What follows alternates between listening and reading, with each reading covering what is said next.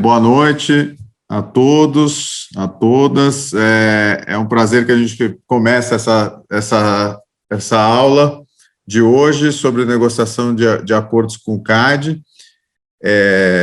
Essa aula inaugura aqui a segunda parte do curso, em que a gente fala sobre a negociação de acordos especificamente com cada uma das autoridades.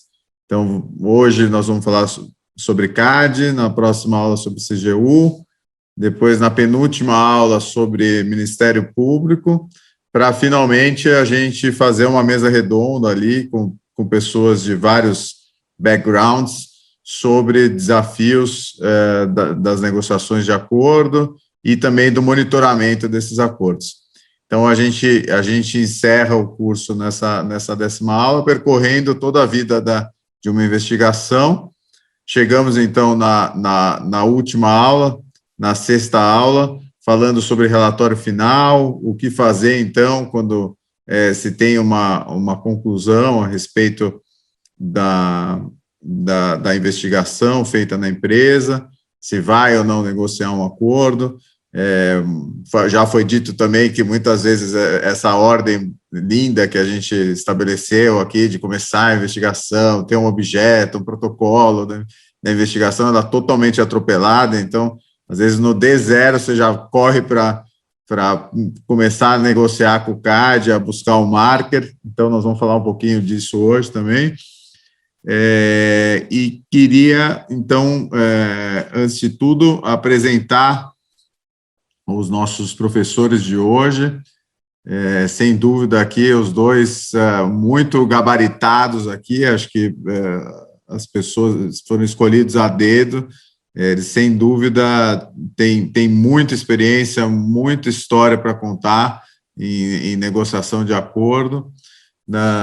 Do lado do governo, né, nós temos o Alden Caribé de Souza, que é bacharel em Direito pela Federal da Bahia, ele é mestre em Direito dos Negócios pela UFV de Madrid, e especialista em Direito da Concorrência, em Defesa da Concorrência pela GV, é servidor público de carreira, especialista em políticas públicas e gestão governamental desde 2006, e é o coordenador do programa de leniência do CAD, lotado na Superintendência Geral do órgão. Também aqui é um prazer ter a Tatiana Lins Cruz como a outra professora. Tatiana também, junto com o Giovanni, Débora e eu, coordena o curso, foi uma das que pensou aqui sobre essa estrutura. Ela tem o prazer, ela é minha sócia, né, na área antitrust do Tosini Freire, com atuação variada em atos de concentração, programas de compliance, condutas unilaterais e concertadas, e uma vasta experiência com negociação de acordos de leniência. Talvez uma das pessoas que eu conheço que mais sabe do assunto, talvez não, acho que sem dúvida a pessoa que mais conhece do assunto que eu conheço.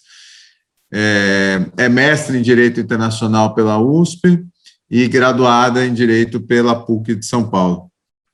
E, então, os dois acho que dispensam maiores apresentações, são pessoas muito queridas da comunidade antitrust, que já atuam há muito tempo, e não tenho a menor dúvida que eles vão trazer uma aula cheia de experiências e esclarecer dúvidas de um assunto que é complexo e ao mesmo tempo, cheio de desafios e que, para quem milita na área, é sempre um prazer, né, trabalhar com esse tema da leniência aí pela diversidade de assuntos e pelas surpresas que podem trazer. Eu vou compartilhar a apresentação, mas acho que talvez, Alden e Tati, vocês podem contar um pouquinho o modelo da aula aí, vocês pensaram, né, na questão temporal, né? Tá bem.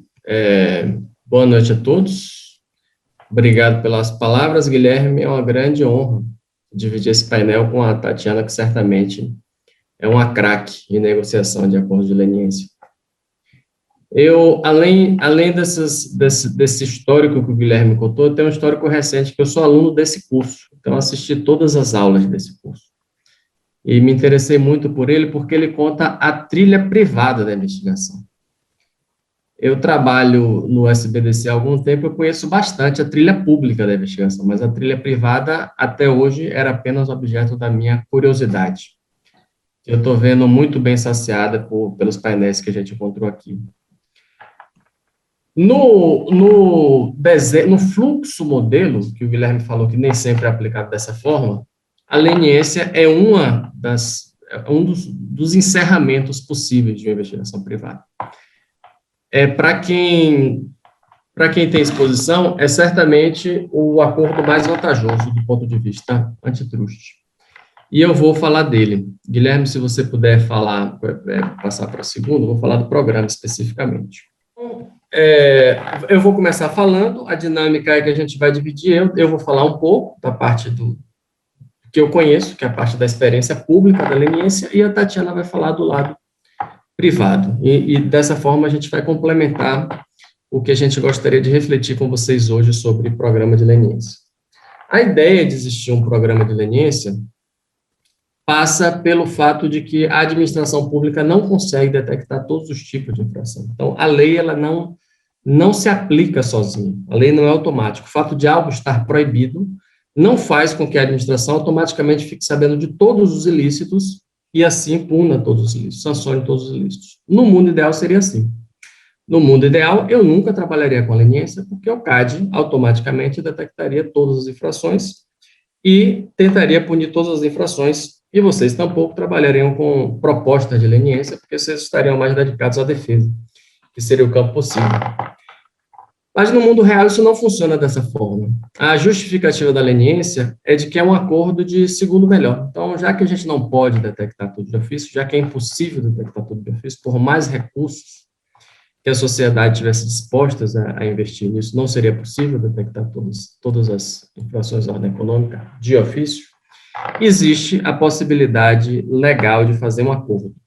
O acordo é feito da seguinte forma: o colaborador, alguém que tenha envolvimento em uma infração, reporta essa infração à autoridade e traz provas, e a autoridade, em vistas da possibilidade de punir outros que não o colaborador, aceita essas provas e abre um processo a partir disso. O arranjo é exatamente esse, tá? E é utilitarista dessa forma. O que justifica essa troca, do ponto de vista público, é o fato de a gente não detectar algumas condutas. E isso é visto perfeitamente no arranjo da leniência. Quais são os requisitos legais? O que é que se exige da leniência do ponto de vista legal? Se o proponente for empresa, ela precisa ser a primeira a se qualificar a respeito da infração. Então, não é possível assinar leniência com mais de uma empresa. Cada cartel só tem um lugar para leniência, para acordo de leniência. Isso induz alguma corrida em relação ao reporte, para que se reserve esse lugar para a empresa. Para a pessoa física não acontece dessa forma, mas se ela for a primeira a reportar, também ela tem direito a esse lugar na fila, e pela utilidade não se justifica outras leniências. Além disso, do ponto de vista legal, é exigido que o envolvido cesse completamente o envolvimento na infração noticiada ou sob investigação a partir da data da propositura do acordo. Como eu falava para vocês, o acordo de leniência é um arranjo de segunda melhor solução. E, por conta disso, ele é admitido na lei se a Superintendência Geral não dispor de provas suficientes para assegurar a condenação da empresa ou pessoa física por ocasião da propositura do acordo. No caso da Superintendência Geral já dispor de provas suficientes, não é possível proposição ou negociação de acordo. E, além disso, uma cláusula obrigatória do acordo é a confissão. É obrigatório que quem procure a leniência confesse.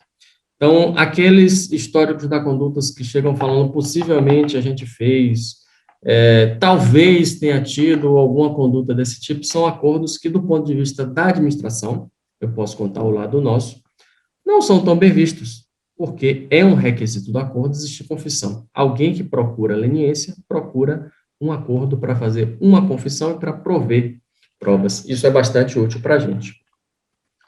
Sobre os tipos de infrações passíveis de negociação de acordo de leniência, a mais frequente é cartel. O cartel, vocês conhecem, é uma infração contra a ordem econômica que normalmente não, né? Sempre, na verdade, tem que trocar isso normalmente por sempre é cometido por mais de um agente. Não existe cartel cometido por uma empresa, um agente econômico isoladamente. Ele sempre manipula o mercado, o cartelista sempre manipula o mercado em acordo com outros players desse mesmo mercado. E aí, daí é que vem a utilidade, né? Como a gente consegue punir outros infratores, o acordo de leniência se mostra útil a partir disso. Mas além do cartel, que é a conduta certamente mais frequente no histórico de acordo, ultimamente a gente tem recebido muitos pedidos de acordos envolvendo notificação de troca de informações sensíveis.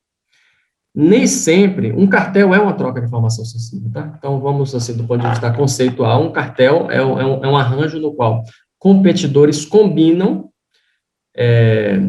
não só trocar informações sobre o que fazem no mercado, mas o que pretendem fazer.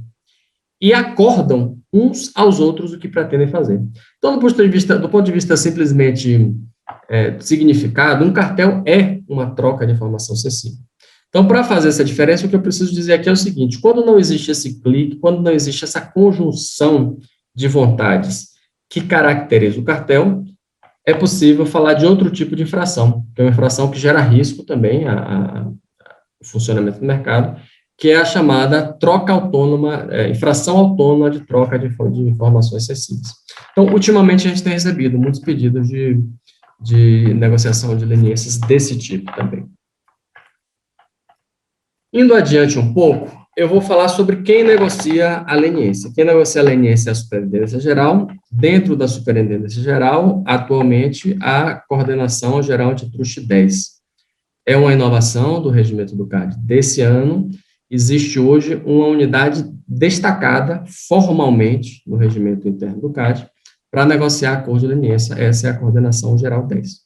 O que é a Coordenação Geral 10, a mandato do Superintendente Geral, precisa fazer para que o acordo seja considerado satisfatório? Então, quando a gente fala negociar acordo de leniência, os benefícios já estão todos em lei, os requisitos estão basicamente todos em lei também, mas existe algo que é um requisito legal, que é o núcleo da nossa coordenação. Do ponto de vista dessa troca, o que é que a Superintendência Geral busca? São provas que permitam condenação de outros investigados. Só que tem um problema estrutural em relação ao andamento do processo. A gente só sabe que a prova permite condenação de outros investigados quando o processo se desenvolve. É aí que a gente sabe se o tribunal condena ou não. Não é a SG que condena. Quem condena é o tribunal. Dentro da divisão e do checks and balances da Lei de Defesa da Concorrência, quem condena é o tribunal, ainda que o Superintendente Geral negocie.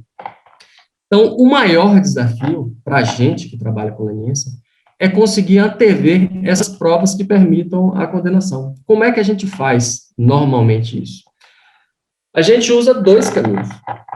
O primeiro caminho é o mais frequente, é aquele no qual a gente considera que estão aptos para assinatura os acordos cujas propostas sejam semelhantes, cujas provas carreadas sejam semelhantes às que já foram usadas no passado para condenar envolvidos em cartel. Então, essa é a mais frequente e a mais segura. Abrir processos administrativos e aceitar leniências quando a gente tem provas suficientes para a condenação. Mas seria muito limitante usar a leniência apenas dessa forma. Isso poderia obstar que a gente descobrisse e que a gente investigasse outras condutas que também seriam possíveis de punição no futuro, não hoje. Então, é possível também assinar acordo de leniência, ainda que as provas sejam insuficientes para a condenação, mas, nesse caso, o que a gente exige não é a prova para a condenação, mas uma circunstância e um conjunto de fatores que indiquem que a Superintendência Geral, por seus meios, conseguirá comprovar essa infração no futuro. E, para isso, os critérios que se usam também são baseados na experiência, dizem respeito ao tempo da conduta, condutas que estejam em andamento são condutas mais passíveis de investigação, e, portanto, são mais passíveis de ser aceitas leniências a esse título. O grau de formalização da prática, práticas que são muito informais, são mais difíceis de investigar, e, por conta disso, tampouco se aceitaria, tampouco a gente tende a aceitar uma proposta de leniência que venha dessa forma, com práticas não muito formalizadas, e os hábitos dos envolvidos. Se os envolvidos costumam frequentar tais lugares, se eles são relativamente previsíveis, e se a gente conseguiria, de alguma forma, desvendar via ou busca e apreensão, ou em colaboração com a autoridade criminal, ou interceptação telefônica, também a gente poderia considerar que, nesse caso, valeria a pena um acordo de leniência, ainda que a gente não tivesse provas para a condenação. Uma coisa importante para observar é o seguinte: mesmo para propor diligências, como busca e apreensão, ou como interceptação de comunicação telefônica, isso sempre em colaboração com a autoridade criminal, porque é ela que tem constitucionalmente a capacidade de pedir interceptação desse tipo, mesmo diligências desse tipo, elas exigem algum grau, algum fumus boniuris da acusação que a gente está veiculando. Então, algum grau de documentação é necessário, ainda que os documentos não sejam documentos suficientes para a condenação. E com essa métrica, com esses dois caminhos que eu estou colocando para vocês aqui, que eu estou relatando, a Superintendência Geral tem tido um sucesso que eu considero bastante razoável em prever condenação de outros envolvidos. O nosso índice, segundo o cálculo que eu fiz, é de 92%. E 92% dos acordos de leniências que já foram julgados no CAD, se obteve condenação de demais envolvidos. Então, foram 39, pelo que eu listei aqui, 39 acordos já julgados, já declarados quitados, já declarados cumpridos, e em apenas 3 não existiu a condenação de demais representados.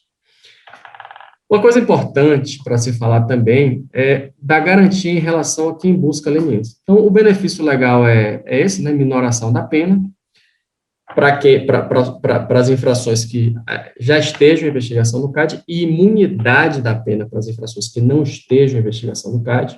Estatisticamente, são muito mais frequentes investigações que não estejam em investigação, investigações de fatos que ainda não estão sendo apurados no CAD, quando a gente chama isso de leniência total, é o direito da imunidade total, administrativa e criminal. Esses são muito mais frequentes, mas, eventualmente, também a gente pode fazer a leniência parcial, quando existe só desconto de até 2/3 da punição. Esse é o benefício, e uma garantia importante para quem se interessa pela leniência é: poxa, mas eu vou relatar o CAD, o que é que o CAD vai fazer com essas informações? Eventualmente, o CAD pode abrir, eu vou entregar o ouro para o CAD, ele pode abrir uma investigação de ofício a partir do que eu vou reportar? Não. E aí também é uma garantia legal. O parágrafo 10º do artigo 86, ele é muito claro, ele fala que não importará em confissão, quanto à matéria de fato, nem reconhecimento de ilicitude da conduta analisada, a proposta de acordo de leniência rejeitada, da qual não se fará qualquer divulgação. A gente leva isso bastante a sério, porque o nosso programa é um programa que, desde o ano 2000, quando foi lançado, alcançou solidez. Isso é um patrimônio nosso, é uma ferramenta de trabalho de todo mundo que venha trabalhar no sistema de defesa da concorrência, é seguir estritamente esse dispositivo. Então, como é que a Superintendência Geral costuma assegurar essa garantia? A garantia do sigilo em relação à proposta e a garantia do sigilo máximo em relação à proposta rejeitada. A Superintendência, como eu coloquei para vocês, trabalha com a unidade especializada, é a CGA 10. A CGA 10 só é uma unidade de investigação, mas só abre a investigação de leniência. Não abre outro tipo de investigação. Se a gente abrisse outro tipo de investigação, não teria como a gente deslembrar o que a gente ficou sabendo e que foi rejeitado. E, por conta disso, isso é muito importante dentro do nosso programa. É um traço, em todos os fóruns internacionais que eu percebo, é um traço de avanço do CAD em relação a outras práticas. Se você negociar com o DOJ, por exemplo, com o promotor do Departamento de Justiça dos Estados Unidos, ele faz investigação de ofício e faz também negociação de leniência. Eu já perguntei e o que ele me disse foi o seguinte: eu não tenho como deslembrar, eu não esqueço as coisas. O que me contaram eu vou saber, e eventualmente isso pode contaminar, sim, a minha atuação. A gente, institucionalmente, não tem essa questão aqui, o que é um grande avanço. Mas, além dessa unidade especializada, que só trabalha com leniência, existe a reputação, que é o histórico que a gente acumula. Então, o que eu coloco para vocês é que a gente apreciou, ao longo desses 21 anos de programa, desde o ano 2000, 97 pedidos de marketing, sendo que até hoje a gente acumulou 104 acordos assinados, então alguns deles estão pendentes, uma grande parte deles foi rejeitado, e a gente nunca teve problema com sigilo em relação a isso que foi rejeitado. Ribas, eu vou pedir que você, por favor, passe para a próxima diapositiva, que eu vou falar um pouco no começo e depois vou dar a palavra um pouco para a Tati para não monopolizar aqui, seria uma prática anticoncorrencial, monopolizar o microfone nesse momento. Eu vou explicar o que é um marker, que é algo importante na negociação de um acordo de leniência, e vou explicar como ele deve ser solicitado. Um marker é um termo, um estrangeirismo, né, um anglicismo, é um recibo no qual a superintendência garante que aquela conduta ainda é passível de negociação de acordo de leniência. Vocês lembram que para ser passível de negociação de acordo de leniência, uma conduta não deve ter elementos suficientes para condenação ou não deve ser conhecida do próprio CAD. Então, um marker é um documento no qual o CAD assegura ao interessado, ele ainda não é signatário nesse momento, ao interessado que ele é o primeiro a se qualificar para aquela infração. Chama marca, mas podia chamar recibo também, né? É um recibo de que ele é o primeiro. Então, basicamente, isso é um marca. O que é que precisa fazer para pedir um marca? Toda leniência começa com marca, tá? Negociação da leniência, quando a gente fala negociação da leniência, é a partir sempre do marca. A partir do marca que você vai desenvolver o que a gente chama de negociação. Como deve ser negociado o marca? Isso eu coloquei mais extensivamente na diapositiva, porque eventualmente alguém está interessado em pedir um marca. Eu sempre aproveito as oportunidades para fazer a publicidade do programa, especialmente para um público tão seleto como são os advogados que militam em defesa da concorrência do EBRAC.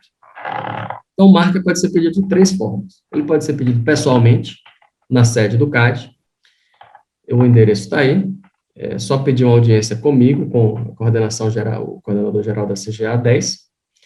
Ele pode ser pedido por telefone, nesse número que eu coloco aí.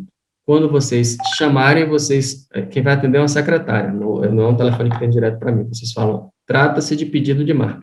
Imediatamente, a minha secretária não vai mais falar nada com vocês e vai transferir a ligação para mim, me procurando, ou para a Joyce, se eu não conseguir atender no momento. Mas ao lado de pessoalmente, ao lado de por telefone, o pedido de marca pode ser feito também via esse e-mail, leniense@cad.gov.br, eventualmente receber alguns pedidos também. O modo mais usado, não, eu escrevi e-mail, mas está errado, tá? O modo mais usado é telefone. Esse é o modo mais usado, telefone. E-mail está em segundo lugar e os pedidos pessoais são muito raros. Eu estou trabalhando com a leniência, eu estou trabalhando na unidade desde 2008, e de lá para cá eu só recebi 2 pedidos de marca, pessoalmente. O que é que precisa constar no marketing e o que é que vocês precisam me reportar, consequentemente? Tem que constar quem está pedindo, tem que constar o que está reportando, cartel, normalmente, ou troca de informação sensível, com qual escopo geográfico, porque essas são as impressões digitais do cartel, da conduta horizontal, as impressões digitais são qual o escopo geográfico e qual o produto. Isso é o que diz qual o tamanho do cartel e isso que diz quais são os limites do cartel. Então, nesse o que engloba qual é a infração, em qual escopo geográfico e em qual mercado, produto ou serviço. Quando é outra impressão digital do cartel, um cartel que acontece em períodos diferentes, são cartéis diferentes, então precisa reportar quando. E o onde que eu coloquei, né, que é o traço geográfico do cartel. Deixa eu ver se eu esqueci alguma coisa aqui, Tati. Tá, se o marker estiver disponível, essa é uma possibilidade, tá? Eu pedi o marker, só que a superintendência geral respondeu que o meu marker está indisponível. O que é que eu faço agora? Ou seja, a infração que eu queria reportar à SG, ela já conhece ou já existe outra pessoa negociando a leniência com ela. O que é que eu faço agora? Bem, não destrua as provas, obviamente, isso seria crime, mas não só por isso você deve não destruir as provas, mas por outro motivo. Se ainda não está assinado uma leniência, o marker está somente indisponível, ou seja, ele não foi rejeitado ainda, você pode ser chamado para ocupar o primeiro lugar, porque, como vocês observaram, 3/4 dos pedidos são rejeitados. Então, significa dizer que você tem, por esse cálculo, tá, um cálculo grosseiro, 75% de chance de ser chamado, se o primeiro lugar não for enquadrado nos 25% de pedidos que tem êxito na leniência. E o seu pedido vai ser avaliado conforme as provas que você tem também, igual como foi o primeiro lugar. Então, se você vier com um pedido ruim, você está promovendo um desserviço em relação ao seu cliente. Ao lado disso, ainda que o seu marker seja rejeitado e que a sua leniência seja rejeitada, ou seja, alguém já ocupou esse lugar na fila, existe a possibilidade também de fazer um acordo que é um acordo vantajoso, chamado termo de compromisso de cessação de conduta. E esse termo de compromisso de cessação de conduta não vai te dar todos os benefícios da leniência, não vai te dar, por exemplo, imunidade criminal, benefícios criminais, não vai te dar imunidade administrativa, mas pode te dar, de acordo com a sua contribuição, de acordo com a sua posição na fila, descontos significativos na multa esperada. Pessoal, feita essa breve introdução, eu passo a palavra para a Tatiana para ela falar sobre o momento da solicitação do marco. Obrigada, Alden. Boa noite, pessoal. Antes de começar aqui a minha intervenção, eu queria falar que é um prazer estar compondo essa mesa virtual hoje. E não só um prazer, é uma grande responsabilidade também estar aqui do lado do Alden, como vocês já viram, um grande conhecedor do assunto, um profissional altamente competente e comprometido, e também ter como moderador o meu sócio, Ribas. Então, vou tentar aqui ficar à altura dessas duas pessoas e compartilhar o meu conhecimento com vocês também. Então, como o Alden falou, a nossa ideia é falar do lado público, da autoridade, quais são as expectativas, e do lado privado, qual é o nosso trabalho e quais são as dificuldades também, como é que é o nosso dia a dia na prática da negociação de um acordo. E o Ribas já começou antecipando um pouquinho aqui a minha primeira intervenção, que é o momento da solicitação do marker. A gente veio falando todo esse tempo no curso, né, do passo a passo de uma investigação, que eu organizo, faço um plano de busca, determino as pessoas-chave, quem são os meus custodiantes, começo a busca de e-mails, faço as entrevistas, tenho um relatório final para ver qual é a prática e a negociação do acordo. Mas na vida real, como o Ribas falou, não é assim, porque como o Alden nos disse agora, a questão da solicitação do marker e os benefícios da leniência são para o primeiro que chega, então tem uma questão sensível de tempo. Então a primeira pergunta, quando a gente recebe um e-mail, algum indício do cliente e agora, o que eu faço? Eu começo uma negociação, eu começo uma investigação para saber se de fato há um cartel, uma troca de informação, quais são os prós e contras de solicitar um marker? Então, a primeira pergunta que a gente sempre responde. Então, para saber, eu posso pedir um marker? Eu tenho que ter já a comprovação de tudo ou um indício? Eu tenho que ter um indício de que há uma conduta anticompetitiva. Então, se for possível responder quem, o que, quando e onde, eu já posso pedir o marker. Aí eu ligo lá para o Alden, e respondo essas perguntas para ele, e ele vai verificar se o marker está disponível ou não. Algumas empresas, elas perguntam, mas eu tenho essas respostas, mas não tenho certeza ainda da prática, eu posso investigar um pouco mais? Sim, eu posso investigar um pouco mais. Só que aí você tem que pesar se você vai perder o seu lugar na fila ou não. Qual é a chance do quem, né, das outras empresas, outros concorrentes, irem ao CAD também e começarem a negociação na sua frente. Então, aqui a teoria dos jogos é o dilema do prisioneiro. Qual é o meu comportamento pensando que os outros vão fazer? Então, o que a gente tem que pensar é quem são as outras empresas participantes? São empresas que já estão sendo investigadas pelo CAD? São empresas que já passaram pelo CAD?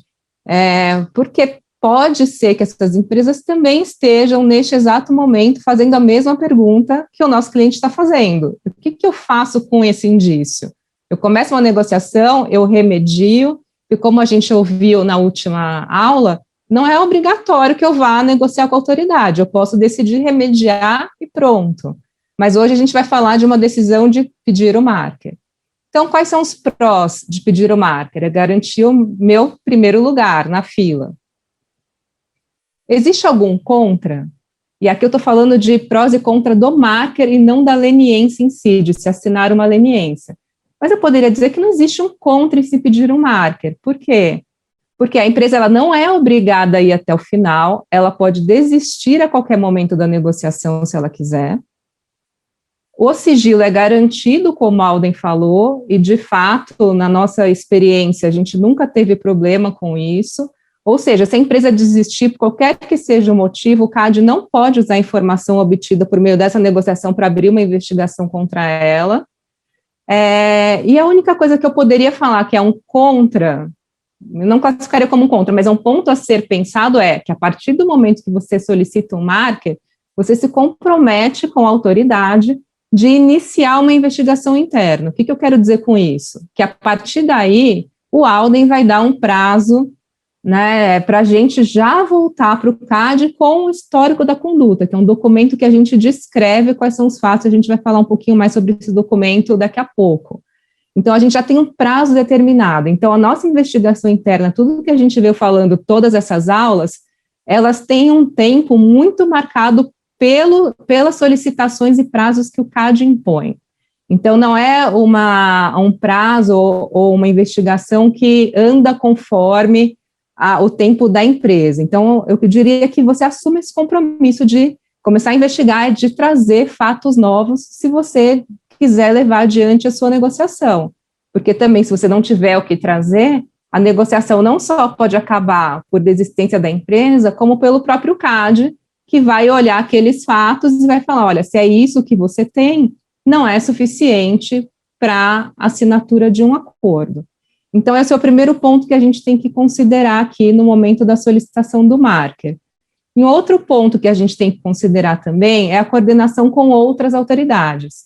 A gente já falou também nas outras aulas sobre isso. Então, aqui eu dividiria em dois pontos. O plano interno, que é o que a gente vai falar nas próximas aulas. Uma prática como, por exemplo, cartel em licitação pública, ela pode ensejar a negociação de acordo com várias autoridades. Então, ao orientar o cliente a ir ao CAD buscar o marker, a gente tem que falar para o cliente também, olha, negociando com o CAD, você não vai resolver todo o seu problema. A gente tem que considerar CGU, MPF, enfim, TCU, a gente tem que verificar quais são as outras autoridades que eu preciso abordar. E aí, né, o Celso Villard falou isso na aula passada, algumas críticas a uma certa imprevisibilidade que a gente tem hoje internamente de várias autoridades e normas regulando diferentes acordos. E até quem negocia acordos da lei anticorrupção, me corrija se eu estiver errado, mas pelo que eu entendo, o acordo de leniência da lei anticorrupção, ele é muito mais assemelhado ao nosso TCC, que o Alden acabou de falar, do que ao nosso acordo de leniência em si, porque ele não dá imunidade administrativa, tem um pagamento de multa com desconto, não há imunidade criminal para a pessoa física, né, a pessoa física não é investigada, tem que negociar eventualmente acordo com o MPF, e há necessidade de reparação de dano que o nosso TCC não prevê. Então, a gente já tem que lidar com diferentes cenários aí. E uma coisa que a gente sempre fala, eu estou vendo aqui o comentário do Giovanni, obrigada, Giovanni, por confirmar, existe uma regra de ouro nas negociações, que é quem negocia, quem coopera, não pode ficar numa situação pior do que quem não coopera. Então, essa certa confusão de normas e negociações e autoridades a serem buscadas podem gerar uma certa exposição para o leniente que o pode colocar numa situação de desvantagem. Então, esse é um ponto também que hoje em dia tem que se considerar uma situação do Brasil e que pode até estar ensejando uma redução de negociações de acordo. E um outro ponto de negociação com autoridades que eu colocaria aqui são para casos de cartéis internacionais. Ou seja, um cartel internacional que gera efeito em várias jurisdições, a empresa tem que considerar quais são os países que ela deve abordar quando ela decide solicitar um marker. porque se ela solicita o marker numa jurisdição, não considera outras, ela pode perder o primeiro lugar da fila em outras jurisdições. Então, também existem múltiplas negociações que podem acontecer, e tem uma discussão internacional, né, Alden, que a Alden acompanha bastante também, o CAD é parte disso, de eventual também excesso nessas múltiplas jurisdições. À medida que o programa de leniência se desenvolveu em vários países, também gerou um custo adicional para as empresas, e talvez, hoje em dia, isso possa ser visto como um desincentivo para negociar acordos, porque há múltiplas jurisdições que têm que ser abordadas, produção de diferentes materiais em diferentes línguas, com múltiplas exigências das mais diversas autoridades, o que acaba também impactando na decisão da empresa de seguir na negociação e de assinar uma leniência. Então, o momento do marketing tem essa questão sensível de tempo. Eu vou agora já com essas informações, quem, o que, quando e onde, e a partir daí começo a negociar e considerar essas questões de autoridades que eu devo abordar em se tratando da situação específica do Brasil e autoridades internacionais. Então, são esses dois pontos iniciais que eu destaco. Pode passar, Ribas. Deixa eu só fazer, para esgotar esse assunto do marker aqui, e se alguém tiver pergunta também coloque no chat, por favor, mas alguns pontos assim, quanto tempo demora entre você ligar, Tati, e você, Alden, fazer a verificação interna, quando que você passa esse recibo? Obrigado pela pergunta, Guilherme. A Joyce me lembrou outro ponto que eu tenho que destacar, além desse do prazo para a resposta. O quem não é só quem está pedindo, é contra quem também, tá? Quem faz parte do cartel também precisa ser reportado. Precisa ser algo exaustivo? Não, mas precisa ter alguma ideia nesse momento. Em quanto tempo eu entrego um marker? Por regimento, são necessários 5 dias. 5 dias úteis para respostas. Mas normalmente demora 1 ou 2, às vezes demora 5 dias sim, tá? Normalmente é mais rápido que isso, é bem mais rápido do que os 5 dias. E no seu marker, qual é a garantia que você tem de que realmente no seu marker tem que estar escrito a hora e a data em que você pediu, além do seu nome, é claro, e o nome da empresa que você pede. Essa é a garantia que você tem, então você precisa olhar isso quando você recebe o marker. Normalmente isso não tem nenhum problema, mas enfim, é a garantia que você tem da data que garante que você é o primeiro. Tati, esse prazo gera muita ansiedade para o advogado? Esse prazo de 5 dias úteis? Sem dúvida, gera muita ansiedade, né, porque a empresa, no momento que ela decide abordar a autoridade, ela já quer ter a confirmação se vai se iniciar uma investigação ou não, e também dar um ritmo na investigação interna, como eu falei. E o quem, como a Alden falou, é muito importante nessa decisão, porque é o que eu falei, o dilema do prisioneiro. Quem são as outras empresas envolvidas? Será que elas também estão procurando, né? Então, a gente quer saber se outra empresa foi na nossa frente, se o market está disponível, se não vai estar, se depois eu vou ser chamada para um TCC.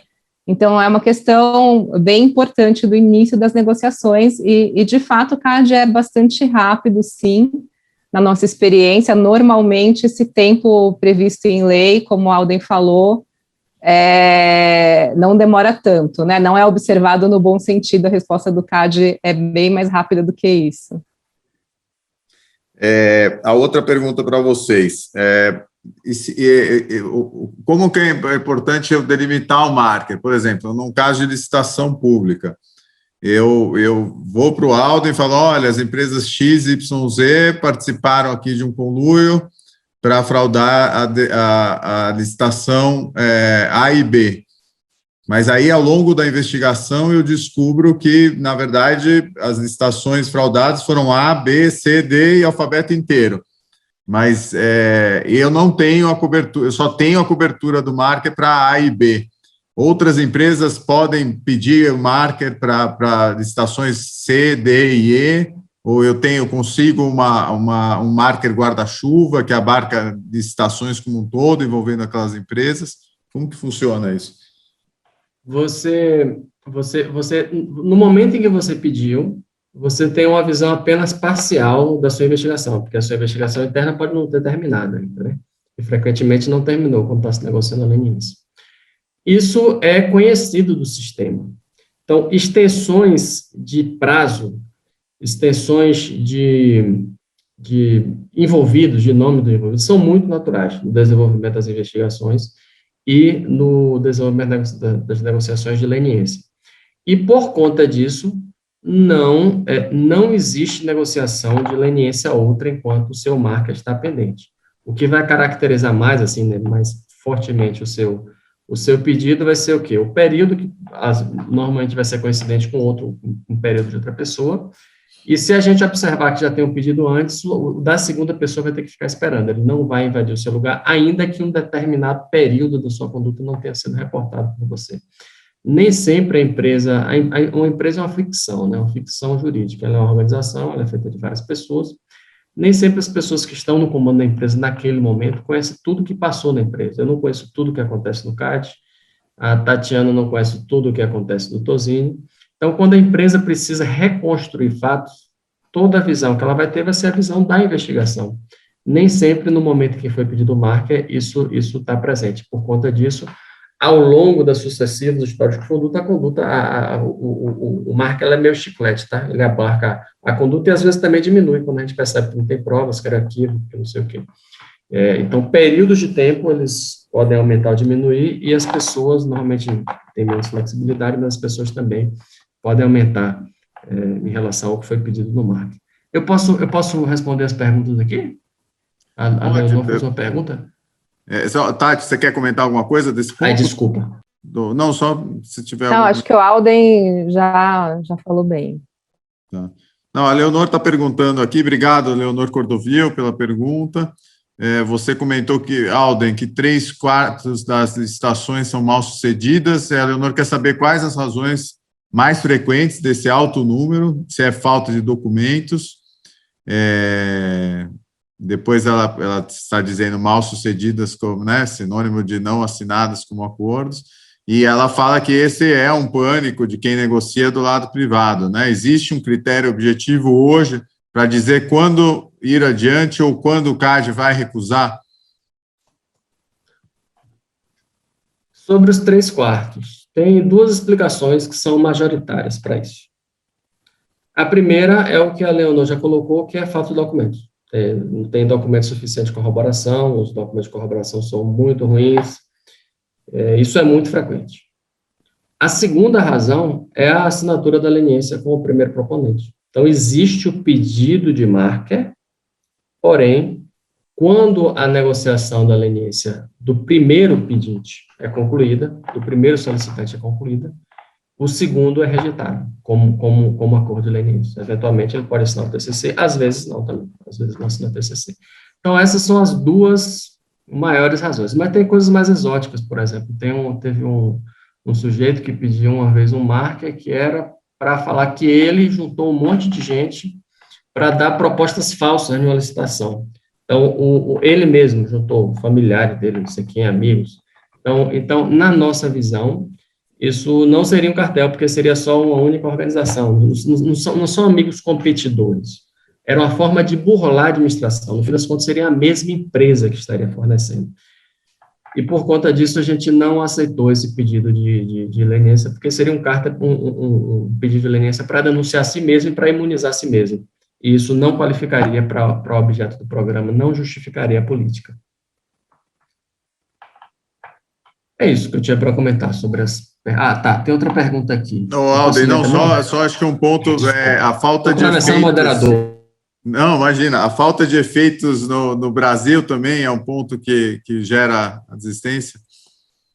Só o cara que conhece muito mesmo da leniência pode pegar essas coisas assim, né? Sim, falta de efeitos no Brasil em cartéis internacionais também é frequente, é uma das razões frequentes de negativa de acordo. Tá, joia. O Giovanni também está perguntando aqui um pouquinho mais sobre, se você pode, Alden, falar um pouquinho mais sobre o pedido de marker para casos de troca de informações sensíveis. Se isso tem acontecido frequente, como tem sido, quais as dificuldades? Sim, tem acontecido com mais frequência. Uma das explicações tem acontecido mais frequência do ponto de vista também internacional, tá? Eu converso com as pessoas, tem acontecido mais internacionalmente isso. Uma das explicações que se dá é que os programas, uma das explicações que se dá uma boa notícia, os programas de compliance têm funcionado melhor.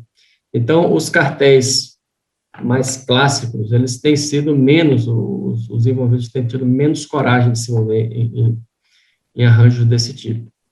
Porém, permanece aquela vontadezinha de conseguir saber o que o competidor está fazendo, para onde ele vai, e quando nesses arranjos se troca informações, que são informações importantes comercialmente para o competidor, isso caracteriza como infração de troca de informação excessiva. Ou seja, se eu, ao conhecer algum dado comercial do meu competidor, isso muda a minha estratégia, isso é considerado como algo de risco concorrencial. E, por isso, ele é objeto de sancionamento, é objeto de persecução. Ultimamente, a gente tem recebido mais pedidos desse tipo.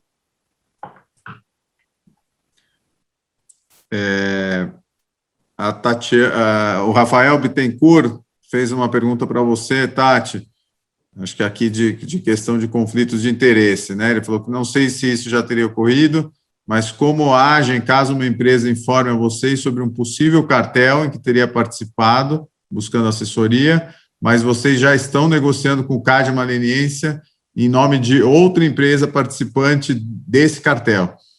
Rafael, é uma questão que a gente sempre precisa checar internamente para qualquer caso que a gente vai atuar, se existe conflito, se a gente já está representando algum cliente. Então, nesse caso, a gente consulta e dentro do Tosini, que é um escritório full service, com todas as áreas, pode ter um conflito até não só no antitrust, em outras áreas, a gente checa se há conflito, se a gente pode atuar para aquela empresa, e nesse caso, se a gente já está negociando uma leniência, a gente vai responder que a gente não pode atuar, que tem um conflito, ponto. A gente não fala tem um conflito porque já estamos negociando uma leniência, né? Só falando que temos um conflito de interesse que não poderemos atuar, e é isso.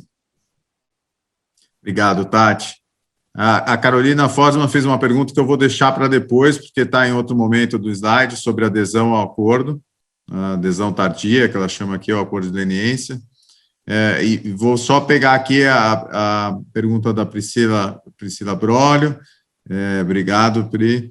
Ela está querendo falar um pouquinho sobre a questão de efeitos aqui. Ela falou, já aconteceu de o CAD rejeitar a assinatura de um acordo por falta de provas de efeitos e, posteriormente, assinar com o segundo proponente que trouxe evidência disso? Como ficaria o primeiro proponente? Boa pergunta. Já aconteceu, Priscila, eu falo da minha experiência, tá? Eu não conheço toda a memória do CAD, conheço a memória registrada e na leniência isso é bastante bem organizado e registrado. Já aconteceu com o mesmo proponente. Então, o primeiro proponente veio, não conseguiu comprovar isso e tinha provas mais fracas, na verdade, da própria conduta no primeiro momento.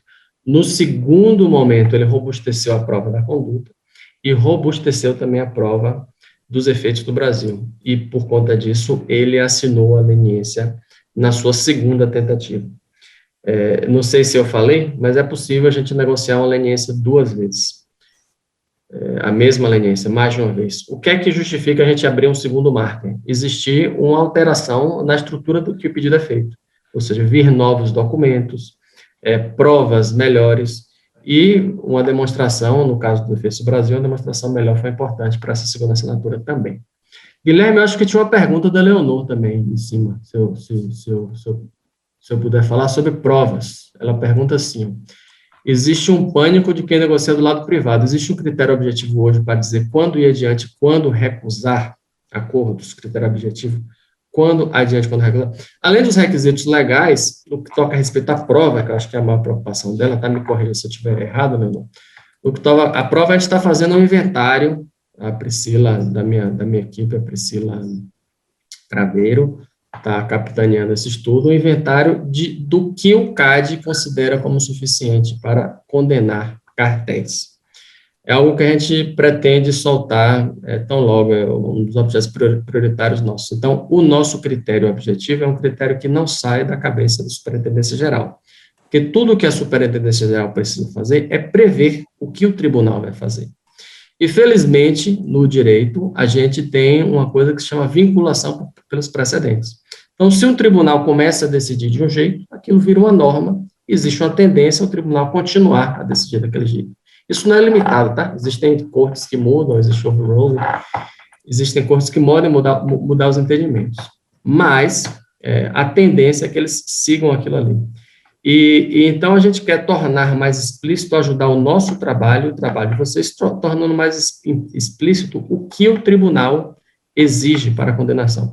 Mas, como eu falei para vocês, a prova de condenação não é o único estándar para assinar a leniência.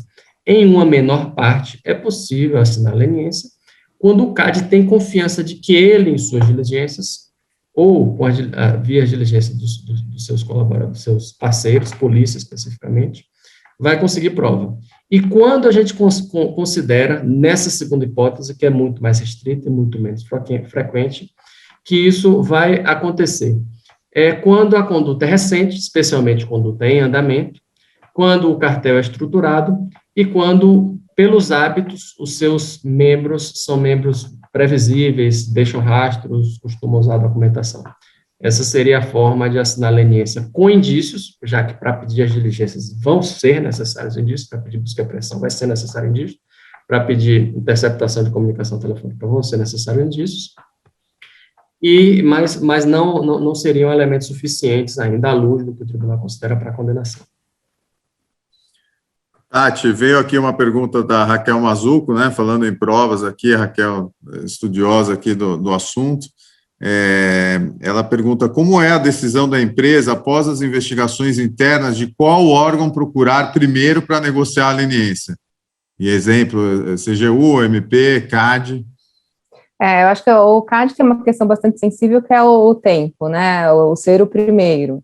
A CGU, não necessariamente você precisa ser o primeiro, né, então tem uma questão também do que a gente tem mais indício, depende de como começa uma investigação. Às vezes a gente tem indícios de uma outra prática, de uma fraude, alguma outra questão que não envolve antitruste ainda, e a empresa já está decidindo pelo acordo, surge uma questão antitruste, e aí vem o CAD, ou começa do contrário, né, a gente já tem um cartel em licitação, e aí a gente corre para o CAD, porque tem essa questão de ser o primeiro, mas depois também tem que avaliar, ou já tem que alertar a empresa de que deve ser considerada CGU também, e aí tem que ver a competência federal, estadual, municipal, enfim, é bastante complexo, mas a gente tem que alertar a empresa que a gente tem que verificar a necessidade de outros acordos, e a importância do acordo, especialmente para cartel em licitação pública, é você não ter a penalidade de proibição de contratação com a administração pública, né? Então, isso, porque pode ter a pergunta, se é tão confuso, se eu não sei direito qual vai ser a minha multa, qual vai ser o dano que eu tenho que reparar, por que vale ainda assim fazer o acordo com todas essas autoridades? Porque tem essa questão que, fazendo o acordo, você não vai ter essa proibição de contratação, e para empresas que vendem muito para o governo, ter essa penalidade pode ser uma pena de morte, né? Então, isso é algo que é bastante considerado. Acho que a gente pode passar para o próximo slide, Ribas, e a gente vou só fazer a última pergunta rapidinho aqui desse tópico aqui, só para esgotar o tema o Leonardo Calado pediu para o Alden explicar qual a diferença que o CAD faz entre troca de informações sensíveis e cartel tácito para fins de negociação em leniência e TCC. Por exemplo, a alíquota de multa esperada. Eu sei que uma parte da pergunta aqui tangencia o nosso tema, que é acordo de leniência, mas acho que vale um comentário aqui, Ana. Prefeito de alíquota é um tema do tribunal. O tribunal, ultimamente, tem se debruçado bastante sobre esse assunto. É um tema ainda pendente de jurisprudência firme. O Tribunal do CAD tem algumas decisões, mas não tem a decisão massiva sobre infração autônoma de troca de informação sensível. Para efeito da leniência, ele fala sobre diferenciação entre cartel tácito e troca de informação sensível. Eu não conheço a expressão cartel tácito, estou com essa expressão colusão tácita, com essa expressão paralelismo consciente também, que são consideradas sinônimos. E eu acho que tem a ver com o que ele fala. O paralelismo consciente acontece quando o efeito do cartel acontece, ainda que os participantes de um mercado oligopolizado não conversem. Na troca de informação sensível, ou seja, se acontece comportamento de colusão tácita e existe troca de informação sensível, vai ser muito difícil esses acusados conseguirem comprovar que, na verdade, não se trata de prova indireta de cartelização. Porque a colusão tácita em si é quando o fenômeno acontece por indicadores de mercado públicos. Não existe contato e troca de informações comerciais sensíveis entre os envolvidos. Que seria mais a troca de informações sensíveis fora desse contexto? Seriam informações mais laterais, de mercados menos concentrados, de mercados menos sujeitos à colusão tácita, coisas desse tipo. Mas é um assunto que ainda precisa de mais aprofundamento, tá, Leonardo? Tanto do ponto de vista da SG quanto do CAD. É um assunto que a gente está desenvolvendo e enfrentando ao longo desses dias. Podem seguir, gente, para o próximo slide. Agora acho que sou eu, né, Tati? Deixa eu fazer uma complementação a isso das várias autoridades, né?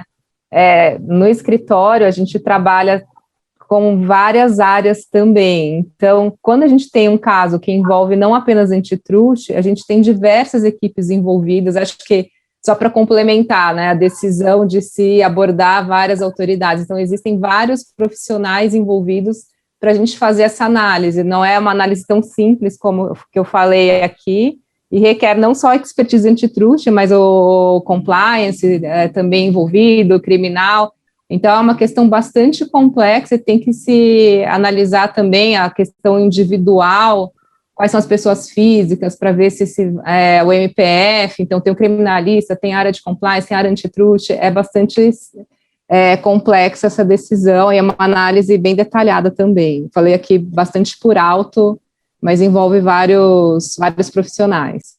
acho que só um comentário também, uma nota interna, né, Tati? A gente sofre, a gente arremessa um tomate na gente em reunião de conselho e nos órgãos de direção das empresas, porque são decisões difíceis, né? O CAD ainda é um órgão que tem uma estrutura firme, a gente vê algumas, né, como, por exemplo, as recentes discussões ali no tribunal sobre leniência, algumas coisas que alertam a gente, mas depois de muita discussão acaba o programa se solidificando mais uma vez, um programa que está aí há muito tempo, né? Mas quando você às vezes fala de órgãos que também não atingiram essa maturidade de negociação,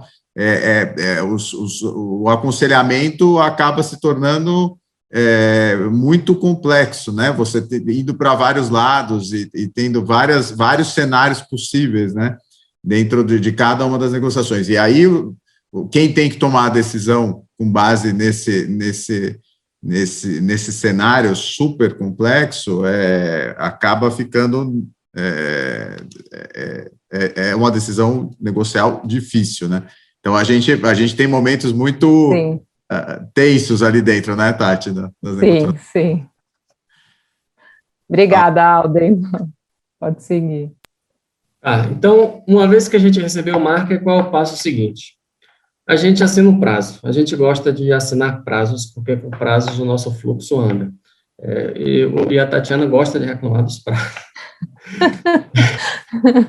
O prazo primeiro é um prazo que costuma ser de 30 a 45 dias. 30 dias é para um cartel nacional, 45 dias é para cartel internacional. Cartel internacional, para quem não tem experiência com cartel internacional, demora mais, tá?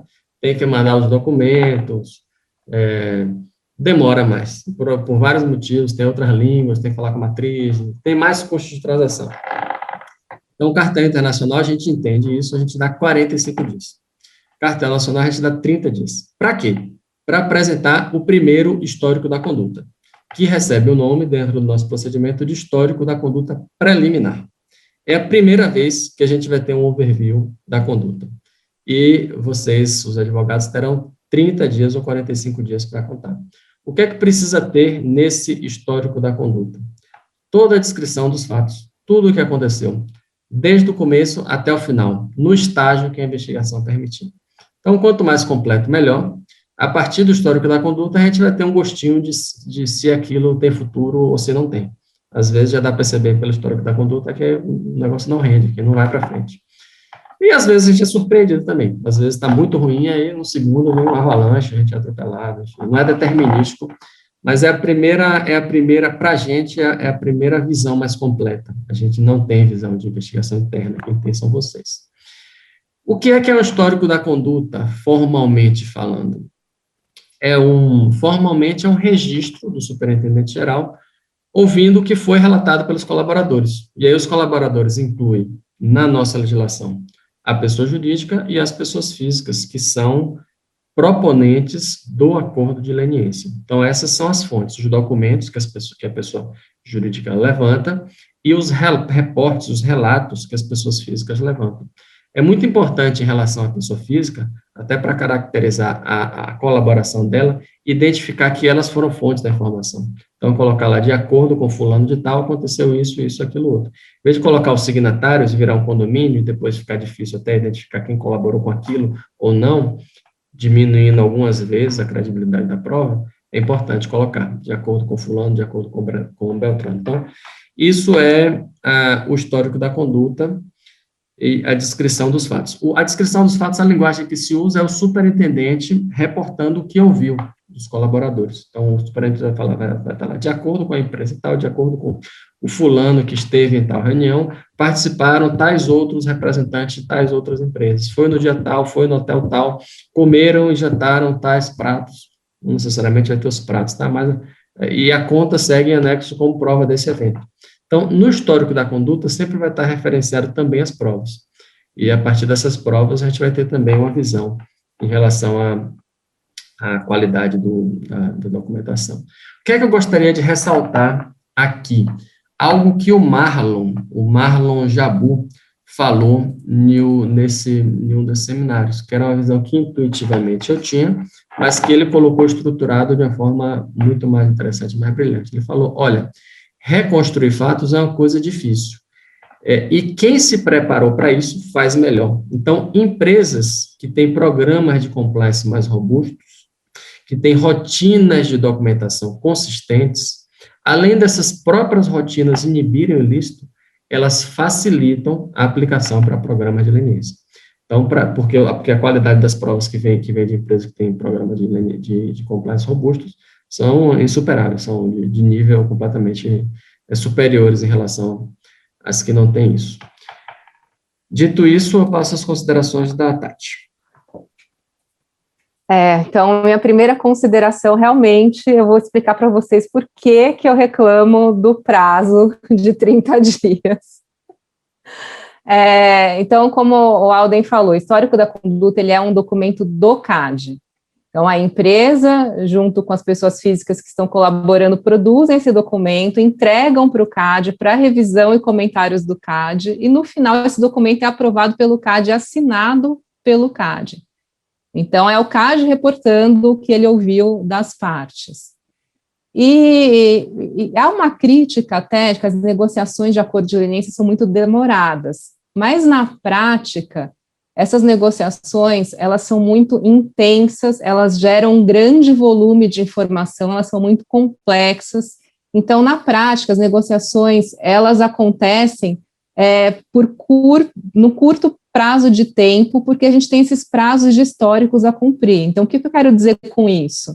Assim que eu pego um marker e inicio a minha investigação interna, como eu falei para vocês, na grande maioria dos casos eu estou iniciando a minha compreensão dos fatos, eu tenho determinados períodos determinados pelo CAD para sempre mostrar a evolução no que eu estou descobrindo, no que eu estou fazendo. Então, esse primeiro prazo inicial de 30 dias, eu já tive a oportunidade de fazer essa consideração em outros eventos com o Alden, é um prazo muito curto, porque você está entendendo a prática, você está organizando a sua busca, você ainda está começando a fazer a busca de e-mails, determinando quais são os seus termos de busca, identificando as pessoas, e ao mesmo tempo você tem que começar já a escrever o histórico da conduta, trazendo uma narrativa dos fatos. E o histórico é um documento bastante detalhado, então ele tem um sumário da prática, Depois tem uma descrição detalhada da conduta, que normalmente é uma descrição que vai numa ordem cronológica, com documentos, com a contribuição das pessoas, com outros fatos que comprovam o jantar, o restaurante. Então, é um documento que tem muito detalhe e muito conteúdo que é adicionado a cada negociação. E aí, para colocar tudo que a gente falou nas outras aulas aqui, eu queria fazer algumas considerações sobre todas essas etapas da negociação, especialmente nessas versões iniciais do histórico da conduta. Então, por que a negociação acaba sendo rápida? Porque a gente trabalha com esses curtos prazos que o CAD nos dá para entregar uma versão atualizada do histórico da conduta. Então, se no total a negociação demora 1 ano e meio, 2, para a gente acaba sendo muito exaustivo para quem negocia, porque você tem curtos espaços para ir evoluindo na sua narrativa, sob pena do CAD finalizar a negociação, falar que você não está trazendo o suficiente, não está evoluindo.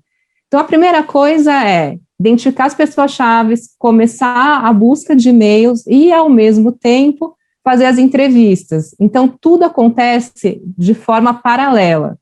Eu faço entrevista, eu faço busca de e-mails e eu já estou começando a escrever meu histórico da conduta com base no que eu entreguei ali, com os documentos iniciais que eu tinha para o marker. E aí eu divido as entrevistas iniciais em 2 tipos, pessoas que cooperam e pessoas que não cooperam. Quando a gente começa uma investigação interna, a gente fala com as primeiras pessoas, que são as pessoas que eu vou mapear com base nos documentos que eu tenho e com base nos cargos-chave, que são as pessoas que eu imagino que possam ter algo a contribuir. E na minha fala inicial, o que eu tenho para dizer é, a empresa está iniciando uma investigação interna e, como colaborador, você tem que colaborar e contar o que você sabe para a empresa. O que a empresa espera de você é que você seja transparente e ajude na elucidação dos fatos. Neste momento, eu não estou falando de CAD, eu não estou falando de benefício da leniência, imunidade criminal, não estou falando nada disso, estou falando apenas que a empresa espera isso do seu colaborador. E existem pessoas que se mostram cooperativas e existem pessoas que, apesar de se mostrarem cooperativas, elas negam tudo, elas não falam, não demonstram qualquer envolvimento na prática.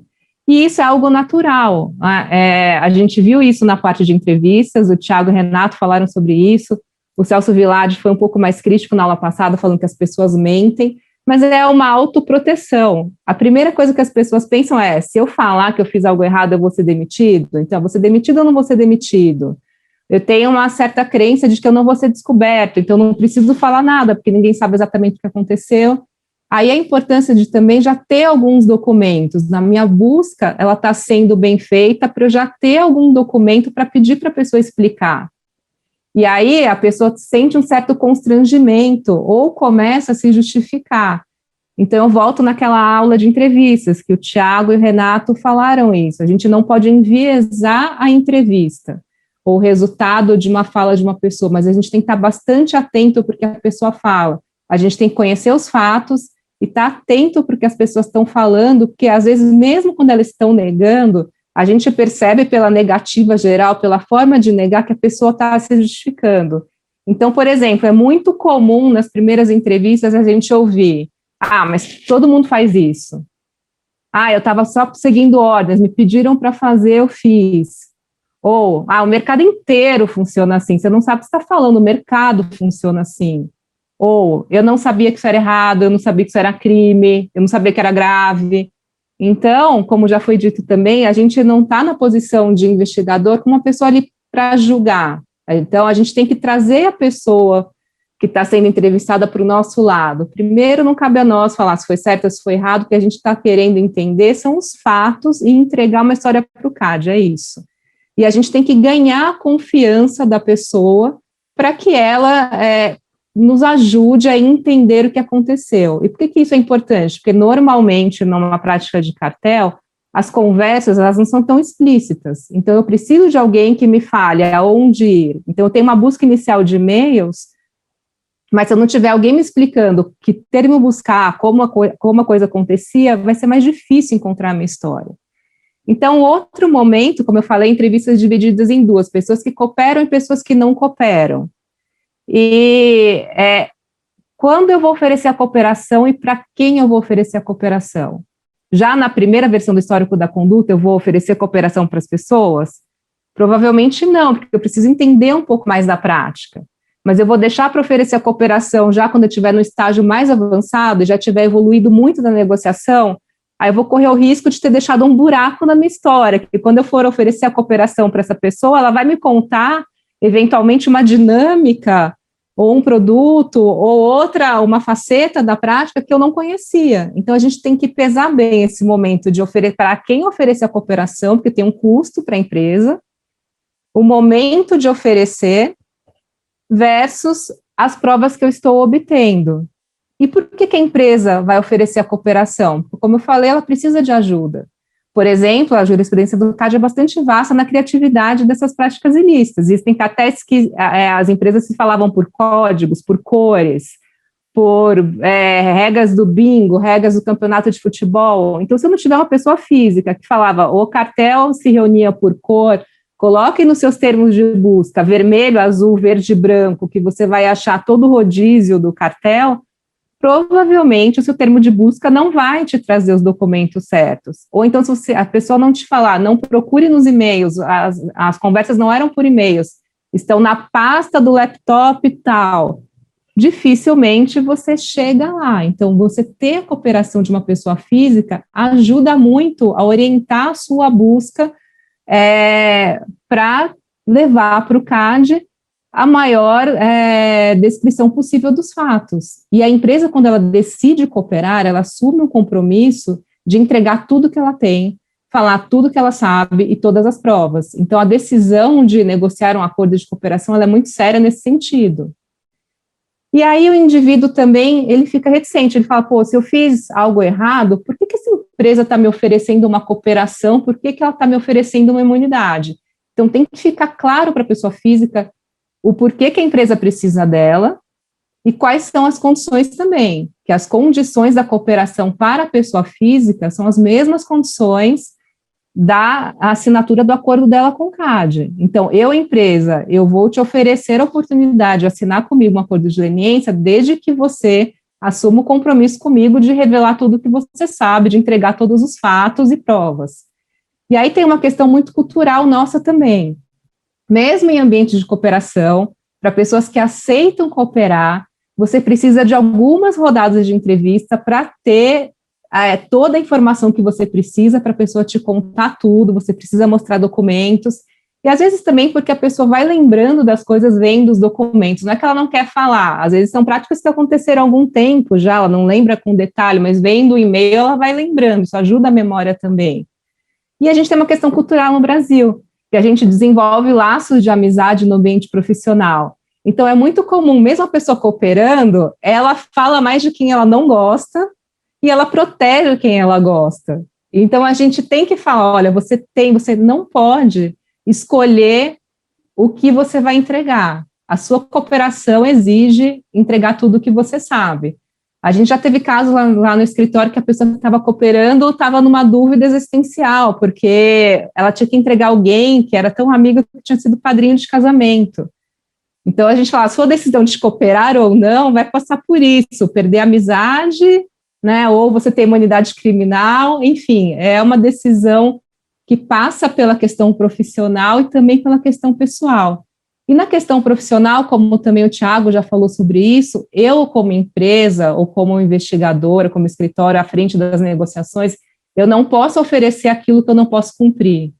Então, eu não posso falar para uma pessoa, coopere porque você não será demitido, ou coopere senão você será demitido, né? Não posso prometer coisas para exigir, para fazer com que alguém aceite cooperar e depois não entregar aquilo que eu prometi. Então, tem que ser algo muito transparente.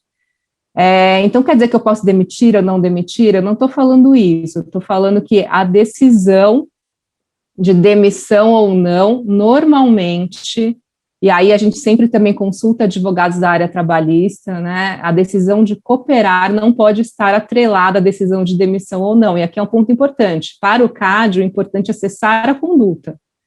Não importa se a pessoa continua na empresa ou não, desde que ela tenha cessado a conduta.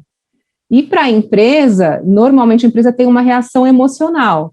Eu quero demitir todo mundo que me colocou nesse problema, todo mundo que estava numa prática ilícita, mas se você demitir, tem uma questão de confidencialidade da negociação. Você abordar um ex-funcionário, você pode botar a confidencialidade em risco. Então, pense bem, ou você mantém essas pessoas, oferece a cooperação para tê-las aqui, mas também você pode falar que a cooperação não é garantia de continuar sendo funcionário ou não, de estar na empresa ou não, que isso é uma questão negocial, que não diz respeito à negociação com o CAD. Então, essas são questões, eu não vou me alongar muito mais, porque o nosso tempo está esgotando já, que sempre permeiam as negociações e tornam esses prazos bastante curtos, porque eu tenho que fazer isso enquanto eu estou evoluindo na minha história, eu tenho que ter essas várias conversas, oferecer a cooperação, o momento de oferecer a cooperação, falar com a empresa, falar com o indivíduo, entregar documentos para o CAD, a pessoa coopera, você tem que ajustar os documentos que você está revisando, a sua busca de e-mail, então é uma negociação, é complexo, a gente tem que estar sempre atento, a gente não pode simplesmente fazer algo no automático, eu fico colocando e-mail lá no histórico da conduta sem ler, sem ver qual é a consequência daquilo. Não, eu preciso ver se a minha história faz sentido, se eu preciso voltar a falar com as pessoas, se eu preciso buscar mais e-mails. Como a Maria Eugênia falou, quando você vai fazer uma defesa, você busca uma outra justificativa para aquele documento que está na leniência. Mas eu digo para vocês, quando a gente está fazendo uma negociação, a gente tem que fazer a mesma coisa. Será que eu não tenho uma outra justificativa para aquele e-mail? Será que não existia, por exemplo, uma joint venture entre aqueles concorrentes, e eu estou falando que aquilo é prova de um cartel, quando na verdade tinha um acordo lícito entre eles? Então eu tenho que pensar todo o tempo no que eu estou ali fazendo, porque a minha história tem que ser uma história que para em pé. E é uma reconstrução de fatos, eu nunca vou ter 100% dos fatos, mas eu tenho que checar e rechecar os fatos a todo momento, buscar provas, voltar a falar com as pessoas, então é atenção, e neste meio tempo registrar tudo, porque você tem que saber com quem você já falou, sobre quais documentos, o que você buscou, pergunta do CAD, volta a fazer busca focada de e-mails, para você ir evoluindo na sua história.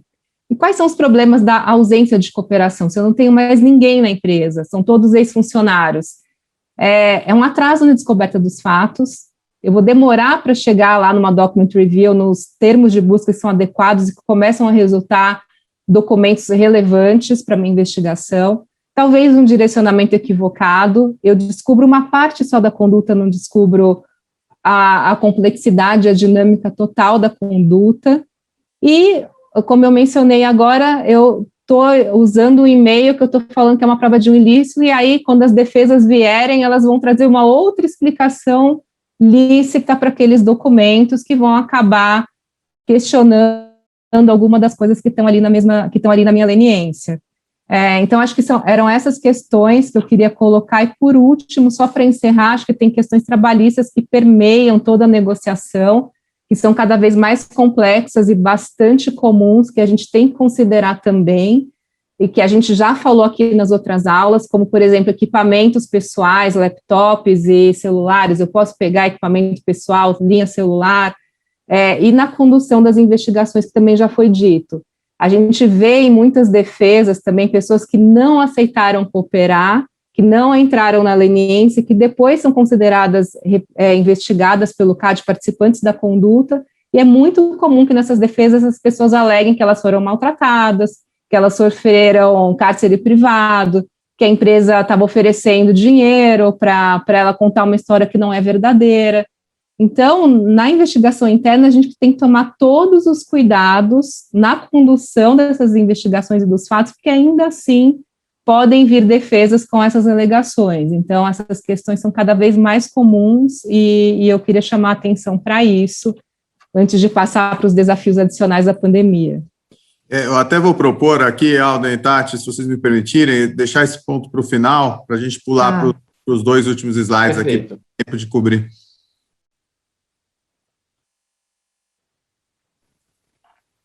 Aí chega, enfrentando uma pergunta que, deixa eu me lembrar quem colocou aqui, que vem a calhar com esse momento, tá?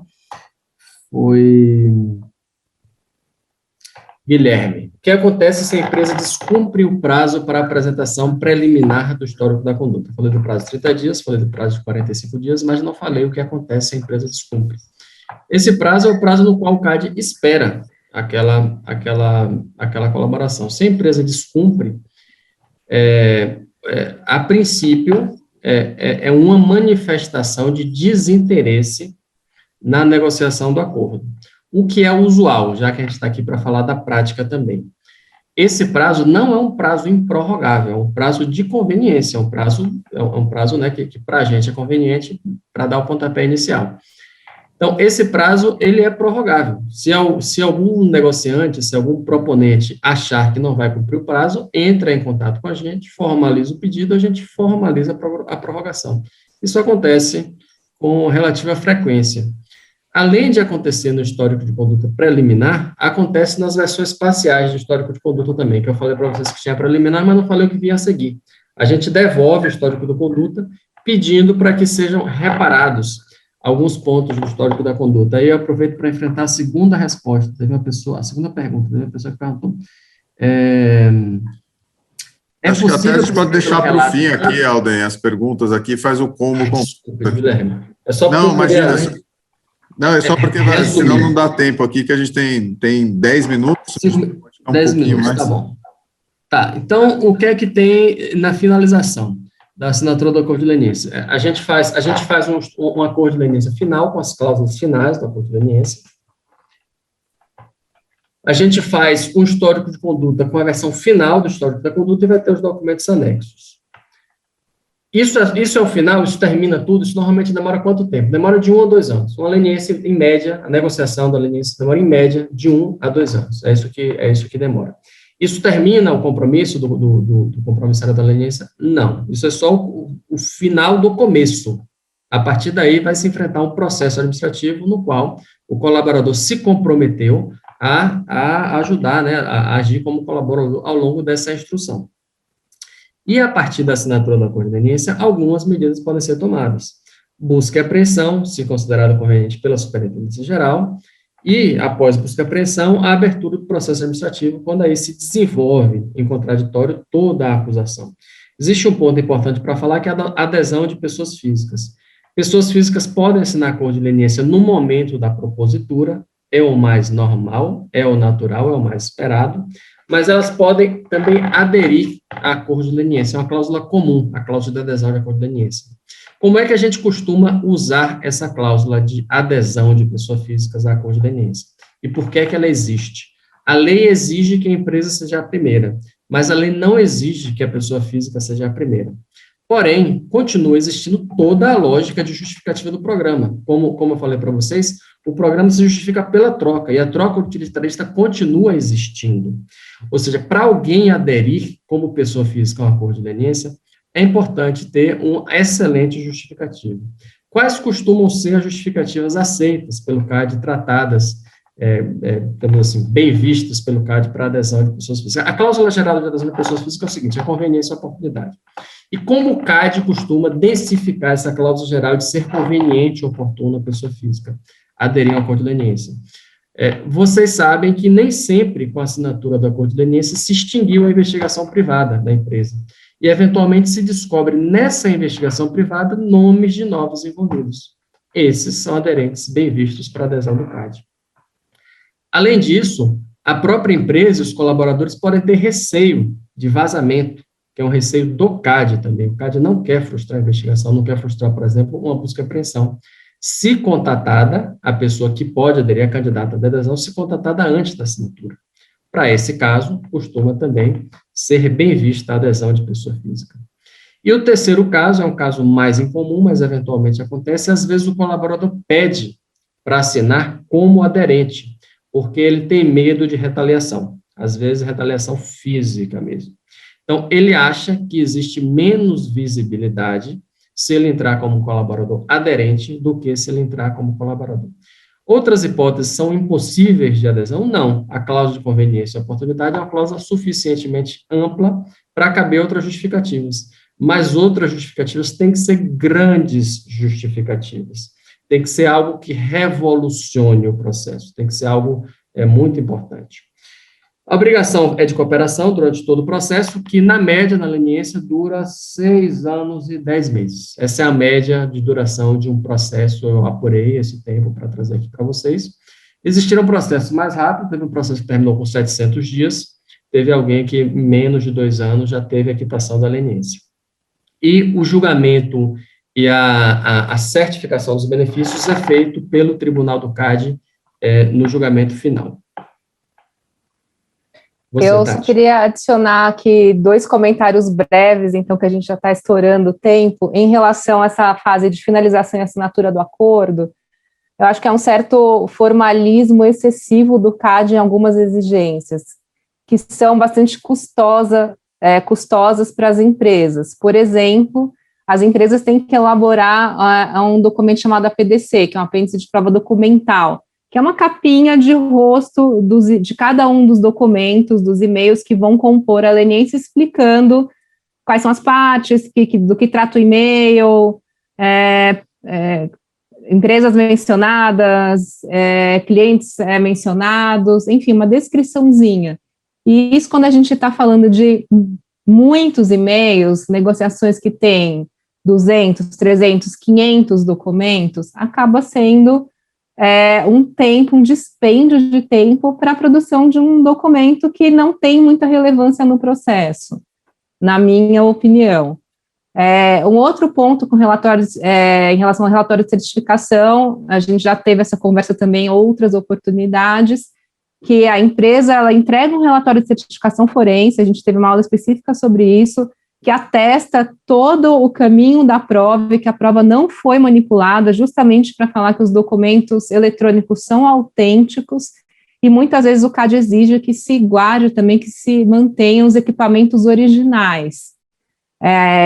E até onde eu tenho conhecimento, é uma exigência que não acontece em outros países. Em outros países, o relatório de certificação, que é uma cópia forense falando que aquele documento é um documento autêntico e não houve manipulação, é suficiente. Então, eu acho que algumas vezes o CAD acaba tendo um formalismo excessivo. E um outro ponto com relação a essa fase pós-assinatura que eu queria destacar aqui é a obrigação de cooperação durante todo o processo. Então, às vezes a empresa pode achar que assinando a acordo de leniência acabou, está resolvido o problema. Não, ela tem que cooperar sempre que solicitada pelo CAD. Então, esse prazo que o Alden falou é um tempo bastante extenso, está disponível, produzir documentos adicionais se solicitada, comparecer em oitivas. E um ponto adicional que eu coloco aqui, que é comum também, é que se houver um processo desmembrado do processo original, as obrigações permanecem do leniente enquanto durar o processo desmembrado. Então, esse prazo de 6 anos e 10 meses pode se tornar 12 anos, né, facilmente.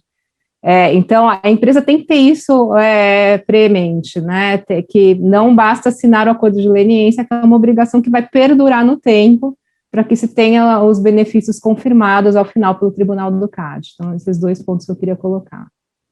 Alden, quer uma réplica? A réplica é que o APDC a gente não pede documentos que a gente não considera documentos de grande utilidade. E os advogados, como investigadores privados, não trazem documentos que não são de utilidade.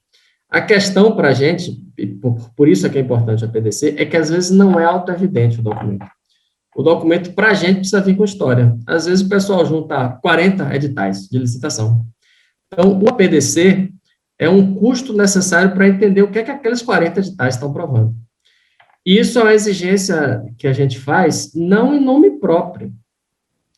A gente faz dentro da nossa cultura. E a nossa cultura é uma cultura exigente em termos de prova, em nome das garantias individuais, isso é importante. Então, por conta disso, eu acho que eu tomo isso como um elogio, é um elogio em relação à segurança do nosso processo, a segurança do nosso trabalho, a qualidade do trabalho de vocês. Eu acho que um processo nosso é um processo que está bem explicado, o APDC, ele é por conta disso.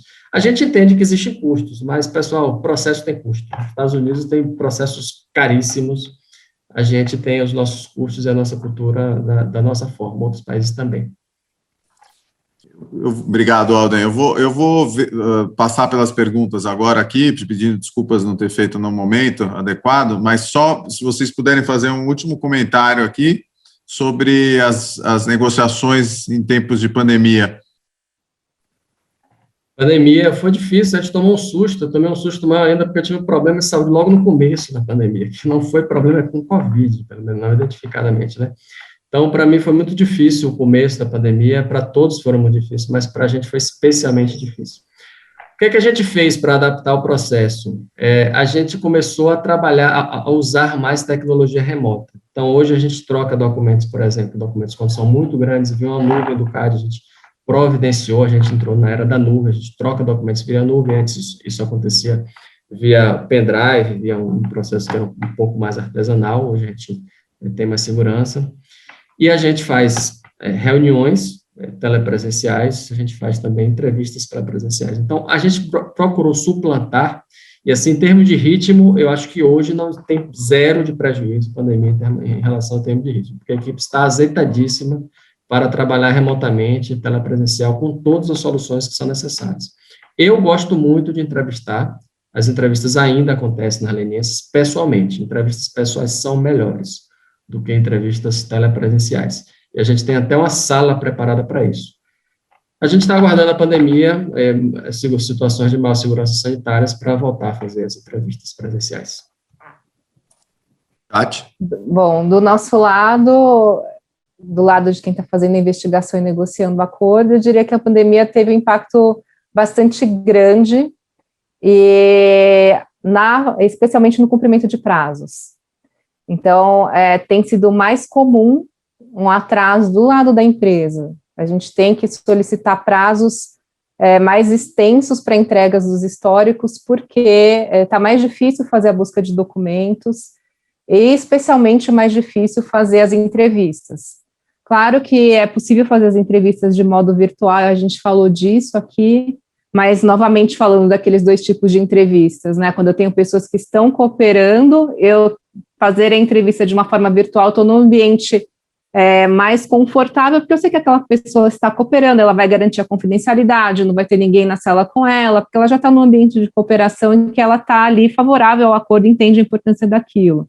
Mas se eu estou numa entrevista ainda, que eu não estou nessa fase de cooperação, é muito mais difícil. Eu tenho que pedir para a pessoa tomar esses cuidados todos, preservar a confidencialidade, como é que eu mostro documentos no ambiente virtual e tudo que a gente já falou em outras aulas, mas isso acaba, às vezes, atrasando a investigação, porque muitas vezes a decisão da empresa é fazer a entrevista pessoalmente para não pôr em risco a confidencialidade, e aí o fazer presencialmente acaba tendo que esperar um pouquinho a situação melhorar aqui no Brasil, ou se tratando de leniência internacional, né, situação em outros países.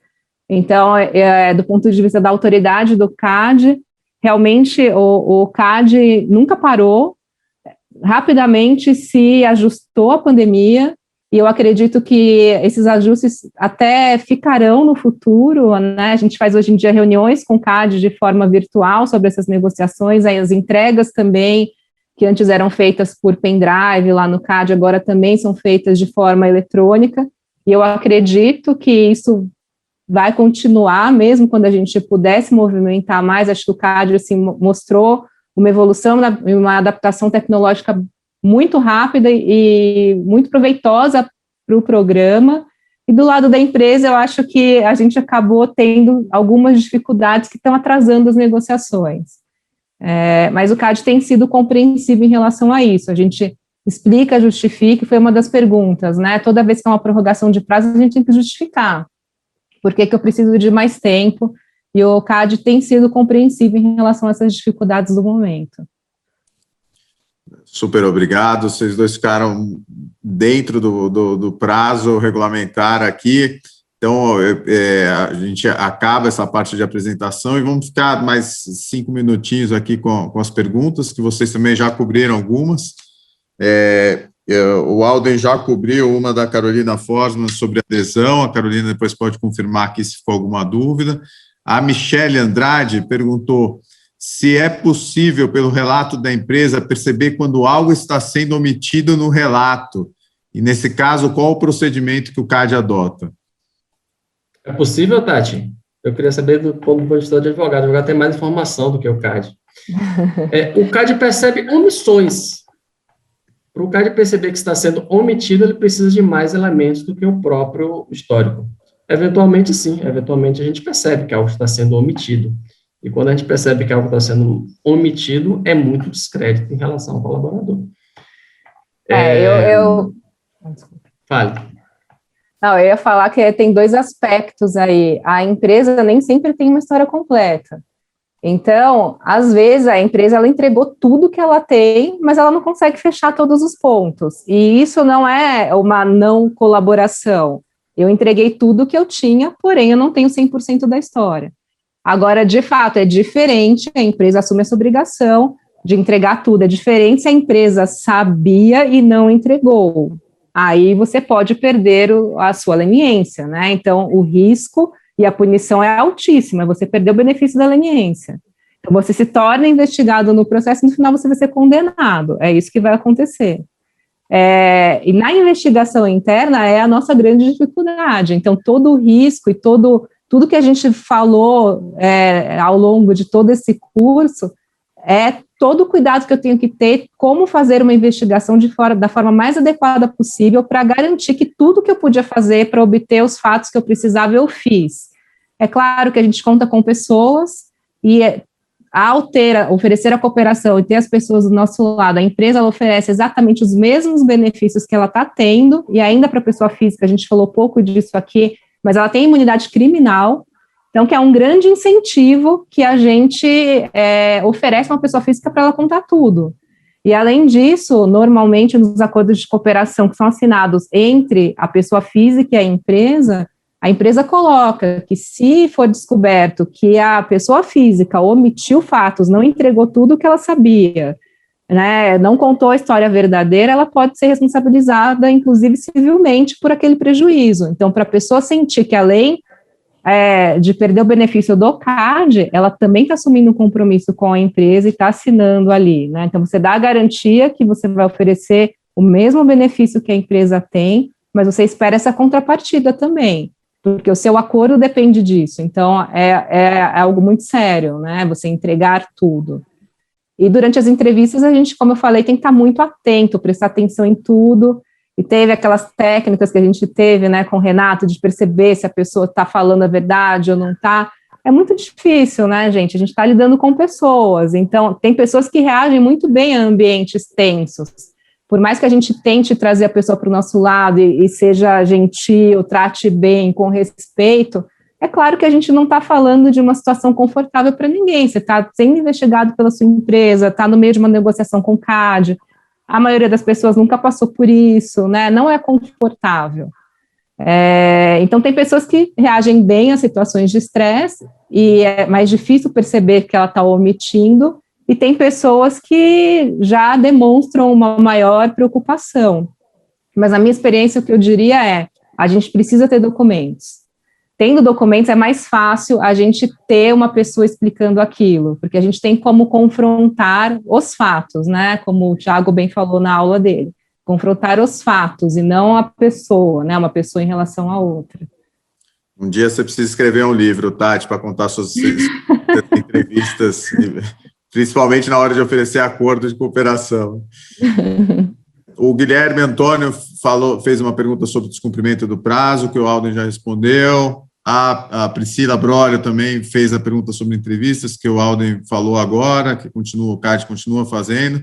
O Ian McDowell perguntou se a prorrogação de prazo na negociação é comum, Alden, mesmo se no meio do caminho aparece um outro proponente com provas mais robustas. A gente não fica conhecendo, Ian, as provas mais robustas do segundo proponente até exaurir a primeira. Acho que foi algo que não ficou claro. Quando já existe um primeiro proponente negociando a leniência, a gente nem abre a negociação com o segundo. O segundo fica apenas com a fila de espera, porque ele tem um documento de fila de espera, e o que eu tenho dele é só um documento de fila de espera. Eu não sei quais são os documentos que ele tem nesse momento. Eu preciso exaurir a primeira proposta, a proposta do primeiro proponente para abrir o segundo. Ou seja, eu preciso rejeitar a primeira proposta para abrir a negociação com o segundo. E aqui, Alden e Tati, o Ian faz um agradecimento aqui para vocês, dá os parabéns, seguido aqui por vários outros, agradecendo muito aqui pela aula. Realmente foi muito rico, vocês dois, com muita experiência, dividirem isso conosco. Acho que todos aprendemos muito. E então, às 8h10, encerramos essa aula e esperando ansiosamente pela próxima sobre negociações de acordo com o CGU. Eu que agradeço uma vez mais. Obrigado a todos, uma boa noite, bom descanso. Tchau, tchau. Obrigado a todos. Obrigado, pessoal, Tchau, tchau. abraço.